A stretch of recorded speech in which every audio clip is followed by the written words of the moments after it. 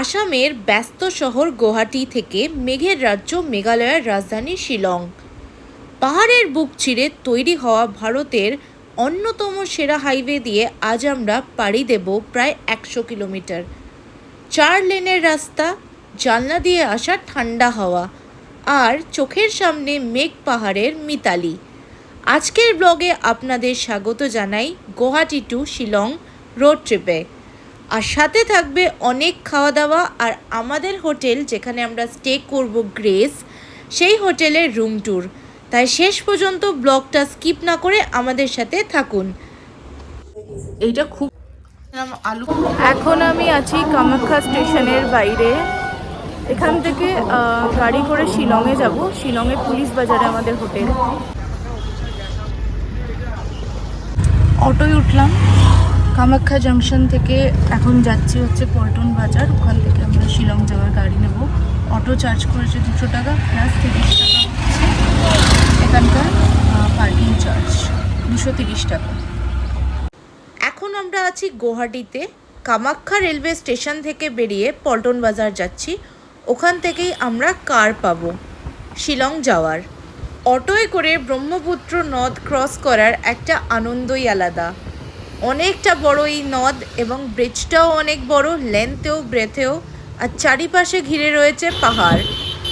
দেখুন সুন্দর এক দৃশ্য এই ব্রিজের ওপর দিয়ে দেখতে পাচ্ছি এখন। বেশ ভালো লাগছে, আর পাহাড় দেখে তো মনটা আরও খুশি হয়ে যাচ্ছে।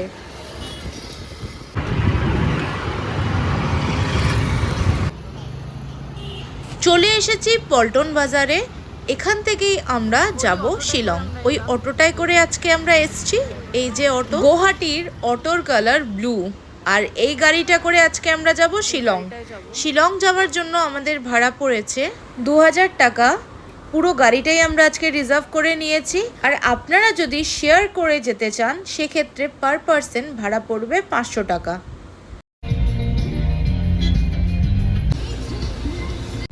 NH6 ধরে আজকে আমরা যাব শিলং।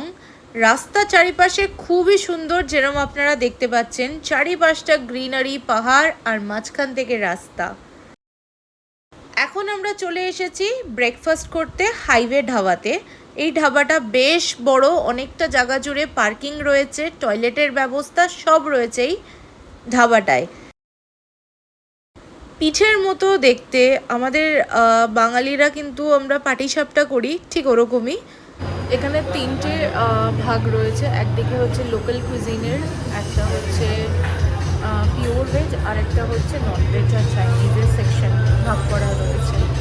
আমি আলুর পরোটা অর্ডার করেছি, আসলে দেখি কেমন দেয়। প্রথমেই নিয়ে নিয়েছি পান্তুয়া, একটু লোটে পাই, এনার্জি বার। আর এখানে আমি আপনাদের সাথে শেয়ার করছি মেনুটা, আপনারা চাইলে পজ করে দেখতে পারেন। এইটা কিন্তু ভেজ রেস্টুরেন্টের মেনু, বাকি রেস্টুরেন্টগুলো সেপারেট আছে, ওখানকার মেনু আলাদা। আলুর পরোটা অর্ডার করেছিলাম, চলে এসেছে। সাথে আছে চানার সবজি, স্যালাড আর আচার। বেশ টেস্টি আলুর পরোটাটা। জোড়াবাট পার হতেই আসাম শেষ, আর শুরু হলো মেঘালয়ের পাহাড়। যতই উপরে উঠছি সমতলের গরম কমে আবহাওয়া কেমন ম্যাজিকের মতো ঠান্ডা হতে শুরু করেছে। এই রাস্তার বাঁকগুলো দেখুন, মনে হচ্ছে যেন কোনো ক্যানভাসে আঁকা ছবি। যাত্রা পথের ঠিক মাঝামাঝি জায়গায় চলে এসেছি আমরা। এই জায়গাটার নাম নংপোহ। এখানকার আনারস খুবই বিখ্যাত। Welcome to the Scotland of India.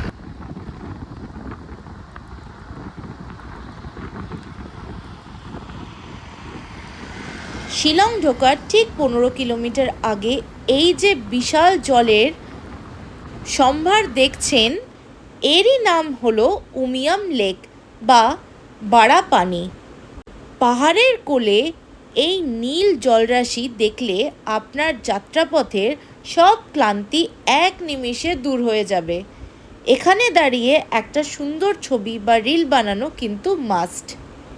চারিপাশটা সবুজে ঘেরা, মাঝখানে একটা আইল্যান্ড, এবং এখানকার আবহাওয়া মন কেড়ে নিচ্ছে। চারিপাশটা খুবই সুন্দর। এখানে বৃষ্টি শুরু হয়ে গেছে। লেকটা খুবই সুন্দর, অসাধারণ। বোটিং হচ্ছে পিছনে এবং একটা আইল্যান্ডও রয়েছে। জ্যাম ক্রস করে অ্যাট লাস্ট আমরা এন্টার করলাম শিলং শহরে। শিলংকে বলা হয় পূর্বের স্কটল্যান্ড।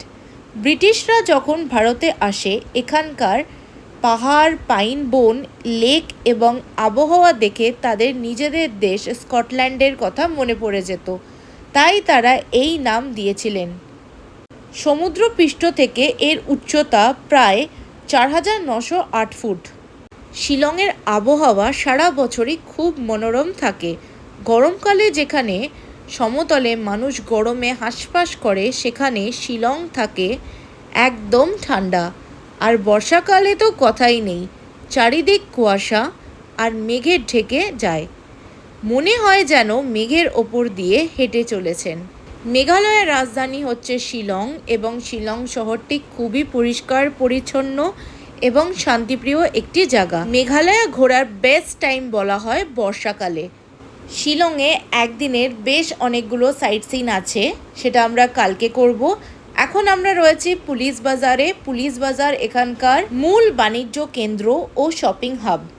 স্থানীয় হস্তশিল্প, শীতের পোশাক এবং স্ট্রিট ফুডের জন্য এই জায়গাটাই বিখ্যাত। এখন আমরা পুলিশ বাজার ক্রস করে আমাদের হোটেলের দিকে যাচ্ছি। আমাদের হোটেলের নাম হচ্ছে হোটেল গ্রেস। এখানে কিন্তু পার্কিংয়েরও ব্যবস্থা রয়েছে।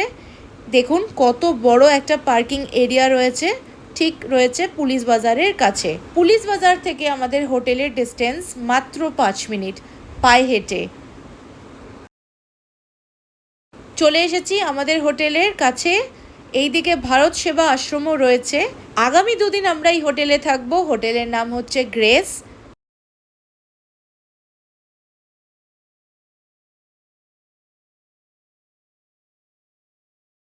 এটা এন্ট্রান্স। আমরা এই রাস্তা দিয়ে ভেতরে যাব। বৃষ্টি হয়েছে, ভেজা রয়েছে বেশ। মেঘালয়াতে বর্ষার সময় আসা মানে অনেকটা বৃষ্টি ফেস করা। তো চলুন আমরা ভেতরে যাই।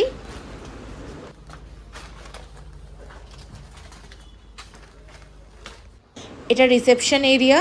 এখানে বসার জায়গাও রয়েছে, আপনারা চাইলে ওয়েট করতে পারেন এখানে।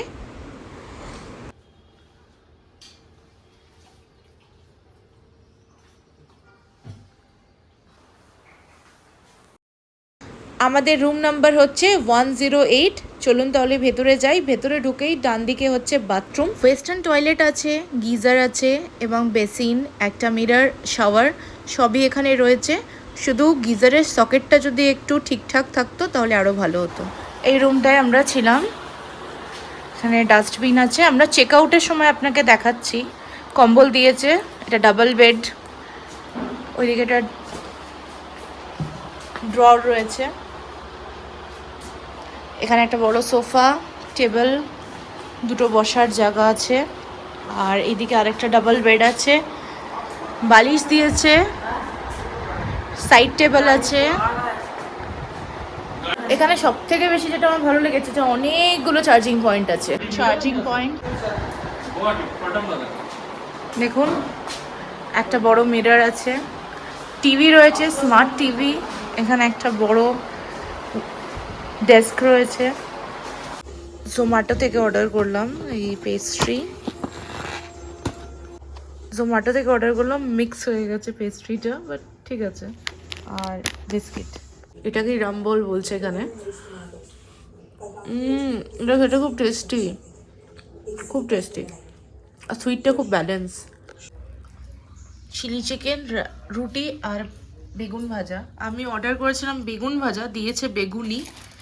তার সাথে হচ্ছে এখানে রয়েছে অমলেট, আর আমি বললাম আলু ফুলকপি ভাজা, ঝোল দিয়ে গেছে। আর এদিকে স্যালাড আর রুটি। দুর্দান্ত এক সফর শেষ করে অবশেষে আমরা এসে গেছি স্কটল্যান্ড অফ ইন্ডিয়া, শিলংয়ে।